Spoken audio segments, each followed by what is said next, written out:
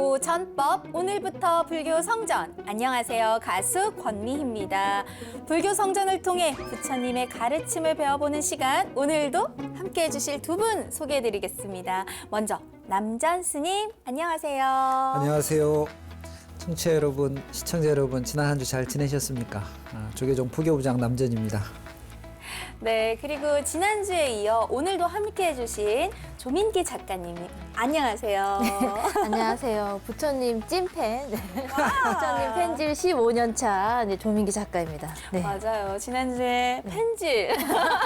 네. 아주 신선했는데요. 찐불자 작가 조민기 작가님은 어떻게 불교와 인연이 되신 거예요? 일단은 저희 외할머니나 친정 엄마가 다 이제 절에 다니셨기 때문에 일단 집 분위기 자체가 이제 그냥 부처님 오신 날 되면 절에 가는 날 뭐 이 정도로 생각하면서 굉장히 이제 불교 친화적인 네. 그런 분위기에서 성장을 해서 이제 다른 생각을 크게 안 하고 그냥 절에 가면 좋다. 이때 되면 또 산에 가면 절이 있으면 들어가는 거지. 이렇게 생각을 하면서 자랐던 것 같아요. 네. 그런데 그러면 이게 이제 집안이나 또 네. 환경이나 인연이 네. 불교라고 해서 이제 그렇게 다니긴 하지만 네.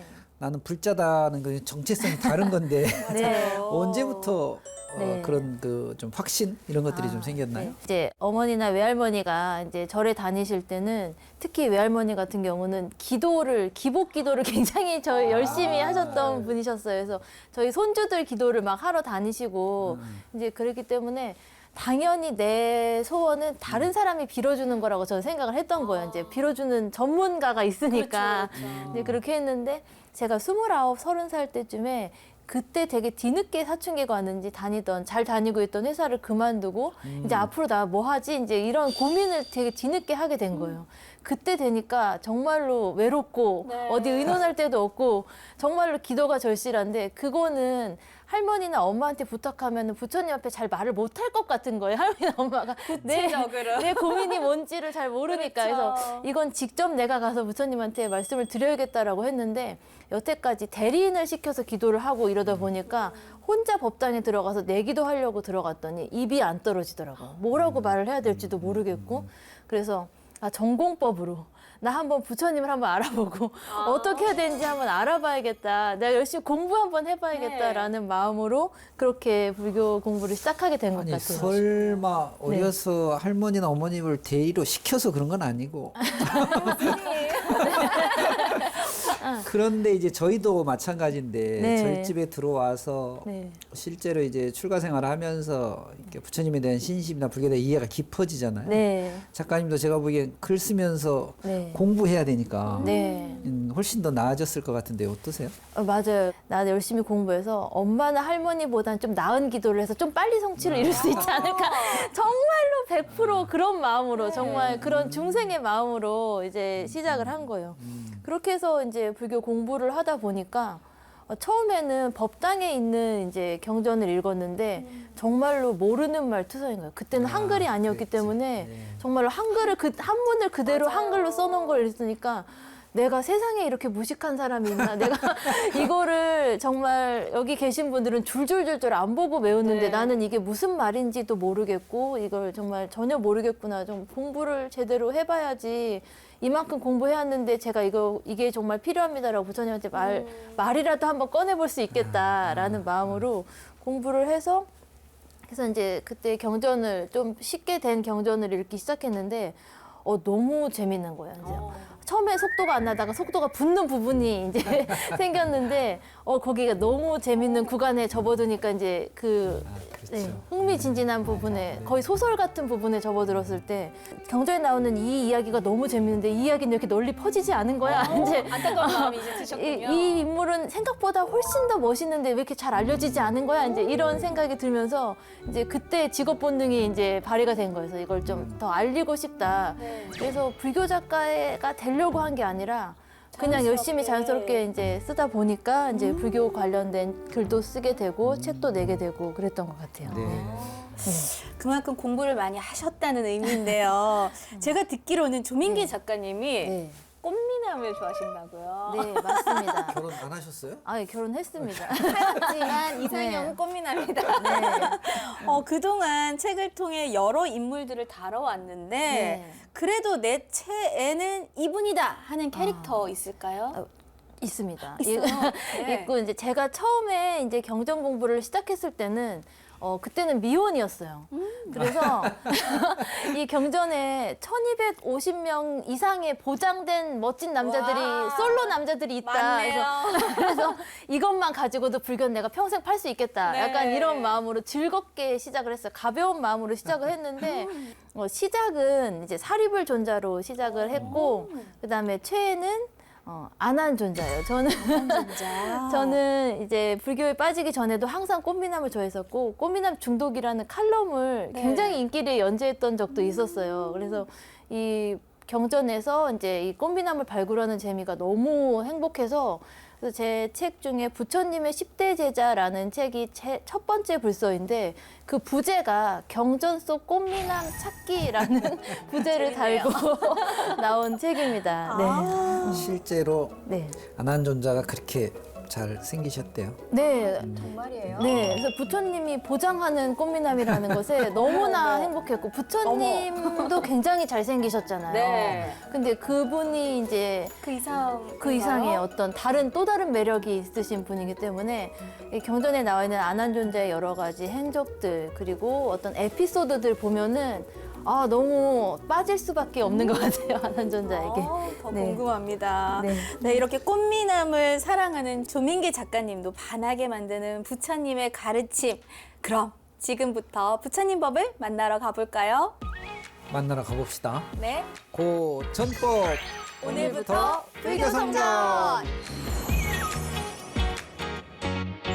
스님, 네. 오늘은 어떤 이야기를 들려주실 네, 건가요? 오늘도 불교성전 보면은요. 제 4장 1절에 아까 어렵다 그랬는데 네. 안수정등 어렵네요. 어. 안수정등에 대해서 같이 한번 이야기 나눠보려고 합니다. 안수정등. 말이 좀 어렵게 어렵죠. 저는 정말 네. 느껴지는데 어떤 내용인가요? 이게 이제 한자거든요. 안자는 이제 언덕 안자, 언덕이요. 숫자는 나무 숫자, 나무. 정자는 우물정자예요. 네. 등자는 혹 등나무 네. 칡덩쿨 예. 같은 그런 네. 거 아세요? 그래서 안수정등은 이 우물 안에 이게 이제 언덕을 비유해서 나무가 있는데 네.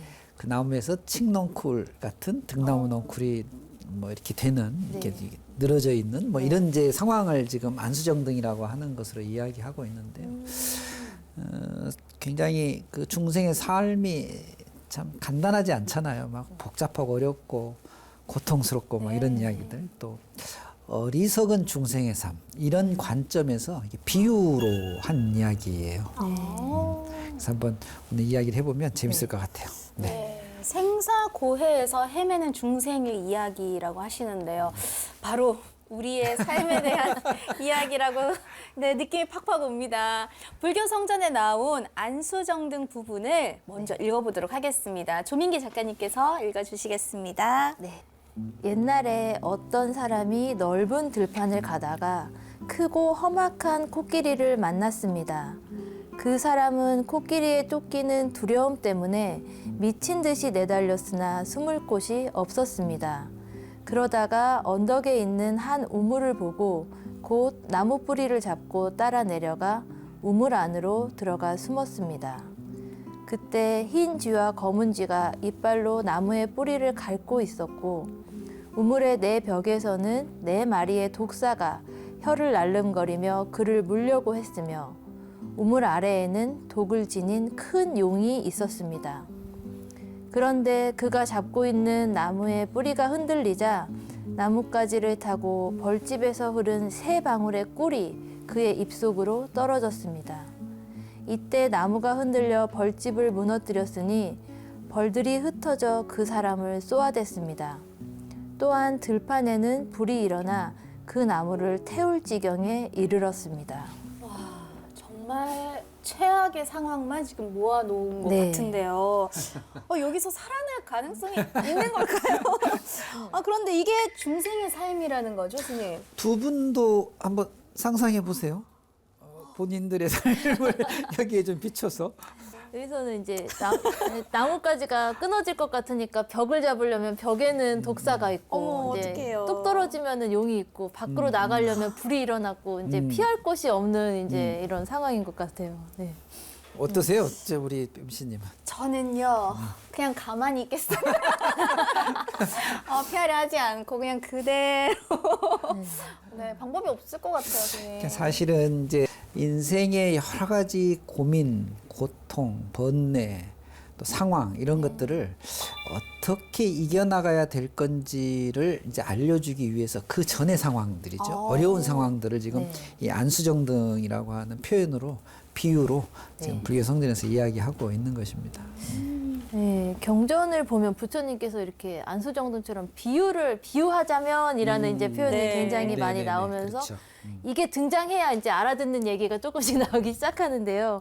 이 안수정등에 등장하는 이런 힘든 상황도 각각 이제 의미하는 바가 있을 것 같은데 특히 이제 나뭇가지를 타고 흐른 벌집에서 흐른 세 방울의 꿀이 그의 입속으로 떨어졌습니다라는 이제 여기서 다 힘든 상황인데 요거 하나만 딱 이 사람에게 이게 들어갔을 때 벌써 순간적으로 달콤하겠다는 생각이 들 정도로 이제 생생한데 선생님 이게 어떤 상황인지 좀 자세하게 설명 좀 부탁드립니다. 오늘 우리가 읽었던 이 내용이 사실은 이제 이야기잖아요. 네. 이제 비유로 됐는데 여기 이제 비유가 될 만한 그 개념들이 몇 가지 나와요.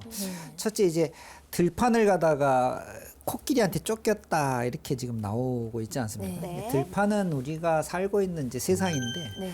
사실 들판이라는 것은 막막한 거예요. 뭐 들어가 살 집이 있는 것도 아니고 어디 가서 편히 쉬는 게 아니라 그냥 들판이니까. 근데 거기에서 코끼리가 한 마리 나타나는데 네. 코끼리 만나보셨어요? 동물원에서 코끼리 밥 줄 때는 좋은데 이걸 야생에서 만나면 네. 밀림의 최고의 그 왕자 사자 이렇게 얘기하지만 사실은 밀림에서 가장 위험한 동물 중에 하나가 코끼리라고 그래요. 실제로 인도의 경전에도 보면 이 코끼리가 흉폭해질 때 큰 피해를 입히는 경우가 많거든요. 그러니까 코끼리는 비유를 하자면 그냥 막 시간이 지나가는 거예요. 우리 두 분도 굉장히 어렸을 때가 있었죠. 네. 그리고 막 꿈 많은 그 학창 시절도 있었고, 근데 벌써 이만큼 잘 왔어요. 그래서 들판은 우리의 그냥 세상을 의미하는 것이다. 어디에도 의지할 데 없는 네. 코끼리한테 막 쫓기는 거예요. 그러니까 시간이 막 쫙 가고 있는 것이죠. 시간에 쫓긴다, 시간 시간이 쫓긴다는 빠르다라고 그렇죠. 하는데 이제 도망가는 것이 시간에 쫓겨가는 네. 거예요. 그러다가 이제 우물을 만나잖아요. 네. 그나마 피할 때가 생긴 거예요. 네. 그래서 그 안으로 들어갔더니 네. 나뭇가지 잡고 들어갔는데 네. 아까 얘기했죠. 독사, 용, 막 이런 네. 것들이 있어요. 네. 우리의 몸이 이제 지수화풍으로 되어 있거나 혹은 네. 색수상 행식 이렇게 되어 있어서 이걸 이제 4대 5온 이런 데다가 비유하는데요. 그러니까 언젠가는 쓰러질 것이죠. 사실은. 네.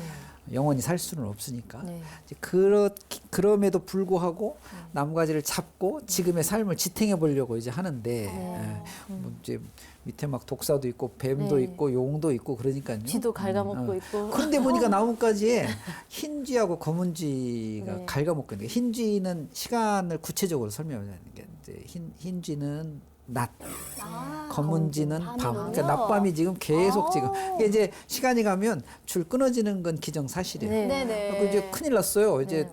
잘 자기 삶을 돌아보고 살궁리를 하고 이래야 되는데 세상에 꿀이 떨어지네. 근데 이 꿀맛에 취해가지고 그 달콤한 꿀이. 지금의 이 절체절명의 순간을 잊어버리는 것이죠. 이걸 이제 비유하자면 우리에게 닥쳐 있는 이 생명의 그 유한함, 네. 그 안에 닥치는 수많은 어려움들이 순간순간의 어떤 즐거움과 쾌락으로 이걸 이겨나가거나 좀 더 행복한 삶을 가꾸려고 하지 않고 네. 그 안에 그냥 안주해버리는 지금 이런 것들을 지금 안수정등 이 이야기가 지금 표현해주고 있는 것이죠. 와, 안수정등의 이 이야기를 보면요.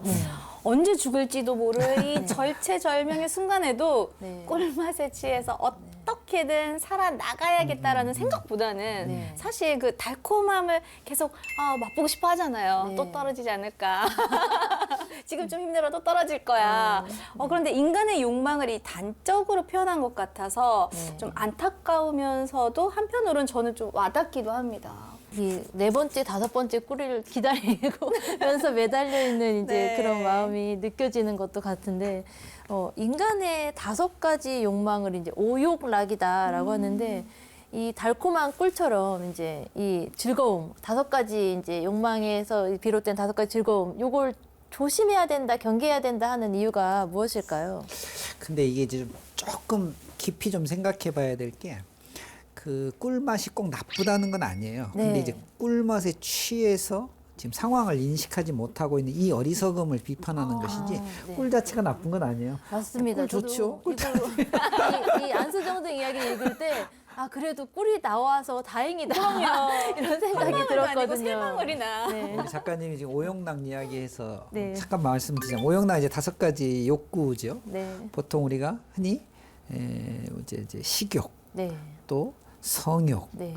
또 뭐가 있어요? 수면욕. 수면욕, 또 재물욕도 있어요. 네. 아우, 그다음에 명예욕도 명예요. 있어요. 이게 5가지가 뭐 순서가 좀 뭐가 뭔지 뭐가 뭐 우선인지는 뭐 중요하지 않습니다만 이 5가지 욕구는 어떻게 보면 인간이 생존에 필요한 굉장히 기본적인 본능에 속하거든요. 근데 부처님께서 뭐라고 말씀하셨냐면 이 오용락에 너무 빠져버리면 그러니까 이 본능에 너무 들어가 버리면 네. 방탕하게 된다. 방탕하게 되면 늪에 빠져버린다. 그러면 정말 이 안수정 등의 상황이 딱 벌어지는 거예요. 그래서 꿀에 대한 그 경계, 꿀에 대한 어떤 그 조심해야 될 그 부분은 취하지 말자는 이야기니까요. 그러니까 이제 기본적으로 욕구가 있는 건 그건 어쩔 수 없죠. 그건 뭐 당연히 우리가 잘 누리면 살아야 되는데 여기 이제 빠져버리면 문제야. 빠져버리면 문제다. 삶의 동기부여가 될 수도 있고 이제 그렇죠. 그런 것이지만 이제 여기에 취하지 말자, 빠지지 말자. 그렇습니다. 네. 근데 그래도 사람인지라 졸리면 자고 싶고요. 맛있는 거 보면 막 먹고 싶고 그렇죠. 네. 이왕이면 그래도 돈도 많이 벌고 싶고 뭐 네. 이게 사람의 마음이잖아요. 그러다 보니까 이 욕망을 네. 내려놓는 건 쉽지 않아요. 어떻게 해야 이 욕망 덩어리를 좀 내려놓을 수 지금 말씀하셨듯이 쉽지 않아요. 그러니까 기본적인 본능을 충족하는 건 저는 그 이제 선악의 판단의 문제는 아니라고 보는데 지금 우리가 지금 이야기하고 있는 그러니까 이제 졸리면 자고 배고프면 밥 먹고 이걸 욕심이라고 하지 않습니다. 네. 그거는 필요한 것을 취하는 거니까요. 근데 이제 자는데 지나치게 많이 자고 먹는데 그 이상 뭐 너무 많이 먹거나. 제가 그래서 가장 어리석은 사람 중에 한 사람이 꼭 밥 먹고 소화제 드시는 분이에요. 그것은 적절하게 조절하면 되는데 갑자기 이게 우리의 식욕이 맛있는 걸 보면 거기 이제 끌려가고 거기에 빠져버리니까 계속 그것을 더 섭취하다가 무리가 오는 것이죠. 그러니까 기본적인 욕구를 놓아버리라는 얘기가 아니라 기본적인 욕구에 대한 생존의 필요성은 충분히 인정하되 네. 이것이 어떻게 과하지 않을까? 네. 이것이 어떻게 우리에게 좀 지나치고 무리가 되지 않을까? 요 지점이 조금 어려운 것 같긴 해요. 그러니까 요것만 좀 잘 정리하시면 뭐 오용락 잘 근데 관리하시면 그게 되지 않아요? 잘 정리한다는 게 정말 어려운 그러니까 것이잖아요. 선생님. 그러니까 이게 이제 불만족의 문제예요. 요만큼은 불만족. 했는데 만족하지 못하는 거예요. 그래서 옛 어른들 그 말씀에 뭐 소욕 지족, 그러니까 네. 적은 욕심으로 만족해라 이런 격언들이 다 그런 데서 나오는 것이죠. 잘 안 되는 건 네. 욕심이 지금 오버하고 있는 거예요. 조심하셔야 됩니다. 아까 이제 소화제 말씀하셨는데 이제 많은 분들이 이제 저도 그렇고 딱 그거 한 숟갈 먹지 말 걸. 그때 이제 그때 그만큼 먹지 말 걸. 5분만 좀 일찍 일어나면 이렇게 안 서두를 텐데 안 허둥지둥 안 할 텐데 이제 이런 이제 매일매일 겪는 일 중에 하나인데 근본적으로 이렇게 안수정등의 같은 상황에 안 놓이는 게 가장 놓이지 않는 것이 최상일 것 그렇죠. 같긴 한데 어떻게 해야 이런 상황에 놓이지 않고 중생의 고해 바다에서 헤매지 않고 이제 잘 살 수 그래서 있을까요? 이제 여기서 네. 등장하는 게 불교 공부죠. 부처님 가르침인 것이죠. 네. 첫째가 이제 마음 공부해야 돼요. 이제 의지를 관리하고 네. 자기의 생각이 좋지 않은 방향으로 나가는 것을 잘 잡아놔야죠. 그러려면 늘 진리에 대해서 어떤 것이 기준점인지 어떤 것이 만족과 불만족인지 이런 것들에서 늘 사유하셔야 돼요. 이 사유한 것을 갖다가 실제로 자기 안에서 좀 소화도 좀 시켜보고 그런 생각들을 많이 갖게 되면 어느 정도 이제 알아차리기 시작하거든요. 이것이 계속돼서 반복되면요. 우리가 한 번만 하고 그쳐서 문제예요. 이것을 늘 끊임없이 꾸준히 좀 수행하게 되면 어느 순간부터는 통제가 좀 가능해집니다. 경전을 보면 이해하기 쉽게 비유를 들어서 표현한 것들이 참 많습니다. 중생의 근기에 맞게 부처님께서 다양한 방편으로 설법해 주신 것 같아서 참 감사하다는 생각이 드는데요. 네. 혹시 조민기 작가님도 경전을 보다가 인상 깊었던 이런 부처님의 비유법이 있을까요? 멋진 비유들이 정말 많은데 지금 우리 계속 식욕에 대한 이제 식욕 조절에 대한 얘기를 하다 보니까 지금 갑자기 생각이 났는데 부처님 경전에 이제 다이어트에 대한 이야기가 맞아요. 아주 구체적인 네. 방법으로 네, 다이어트 얘기를 해주신 게 정말요? 있거든요. 그래서 네네. 부처님 당시에 이제 한 왕이 너무 이제 과체중이 돼갖고 앉고 서기도 혼자 못할 정도로 너무 과체중이 돼서 이거를 살을 뺄 생각하거나 식욕 조절할 생각 안 하고 몸이 너무 힘들고 자기가 사는 게 힘드니까 이걸 부처님한테 어떻게 하면 좋겠냐고 물어봐요. 프라세나 지뚜왕입니다. 네. 그래서 이제 부처님이 그거를 해결 방안을 주시고 이제 그거를 이제 실천을 해서 이제 그 음식 먹기 전에 네. 이제 시종한테 항상 이걸 외워줘라 이제 그거를 가르쳐 주셔가지고 한 3개월 만에 대다이어트에 대성공을 이제 이룬 어머나. 그런 구체적인 얘기가 이제 경전에 나오는데 정말 요즘에도 굉장히 많이 있는 일이잖아요. 그럼요. 늘 급진 급바의 이 세상에 살고 있는데 갑자기 이제 그게 이제 하나가 생각이 났습니다. 네. 진짜 아까도 지혜도 말씀하시고 어리석지 말아라 이제 이런 말을 불교에서 정말 많이 하는데 네. 부처님께서 이제 강을 건넜으면 그 뗏목을 버려라 이제 그 얘기를 해주신 게 정말 이제 인상적이거든요. 그래서 저도 이제 엄한 걸 계속 쥐고 살고 있다거나 엄한 걸 뭐 정리를 네. 못 하고 있는 상황이 됐을 때 어떻게 이렇게 시대를 관통하는 얘기를 해주셨을까? 이건 이제 방편에 불과한 것을 그 방편을 신주단지처럼 모시고 있지 않나 이제 이런 생각이 들 때가 있어서 이제 그 비유가 굉장히 저는 마음에 와닿는 비유 중에 하나입니다. 이 조민기 작가님 이야기 좀 들어보면 그 글을 더 많이 쓰셔야 될 것 같아요. 왜냐하면은 네. 이제 경전에 보면 이제 오늘 비유 이제 네. 안수정도 비유 얘기합니다만은 백유경 같은 경전이 있어요. 이 비유가 100가지나 되는 이야기가 있죠. 또 부처님의 그 전생담 네. 자타카 같은데 보면 부처님이 수많은 모습으로 나타나셔가지고 이게 막 500가지나 있다고 그래요. 네. 실제로 제가 세봤더니 500가지는 안 되는데 500가지나 있다고 그래요. 그러니까 이런 이야기들이 아까 처음에 그 말씀하셨듯이 어렵거나 또는 우리가 알지 못하는 그런 무슨 부호들로 돼 있는 게 아니고 네. 조금 풀어내고 조금 좀 읽기 좀 편안하게 써내면 굉장히 재미난 이야기들이 많은 것 같아서 이건 글재주 없는 저희들은 안 되고 우리 조민 작가님이 앞으로 이 부분에 대해서 훨씬 더 많은 좀 역할을 좀 해주셨으면 좋겠습니다. 부탁드립니다. 네, 부처님께서는 정말 설법의 달인이시구나 하는 생각이 드는데요. 부처님 최고! 고전법 오늘부터 불교 성전. 오늘은 안수정등에 대한 이야기를 나눠봤는데요. 그런 상황에 처하지 않도록 정말 잘 살아야겠다라는 생각을 다시금 해봅니다. 지난주에 이어 2주 동안 함께 해주신 우리 조민기 작가님 네. 어떠셨나요? 네, 저는 이제 부처님의 15년 차 팬으로서 네. 찐팬. 네, 이제 항상 이제 혼자는 우리 오빠 너무 멋있어라고 이제 생각을 하고 있는데 우리 오빠가 했던 얘기, 우리 네. 오빠의 가르침에 대해서 이렇게 허심탄회하게 많은 얘기를 나눌 수 있어서 정말 이제 즐거웠던 것 같습니다. 저희도 이야기 나누라 너무 시간이 가는 줄 몰랐는데 네. 앞으로의 계획이나 뭐 끝으로 하고 싶으신 말씀 있으실까요?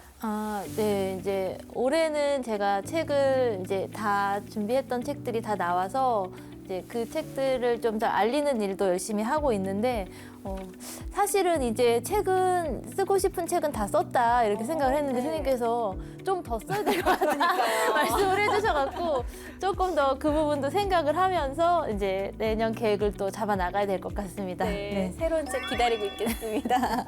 남전스님 마무리 말씀 네. 부탁드립니다. 벌써 제가 이번 주도 또 책을 한 권 받았습니다. 아, 앞으로 많이 써주시기 바라고요. 네.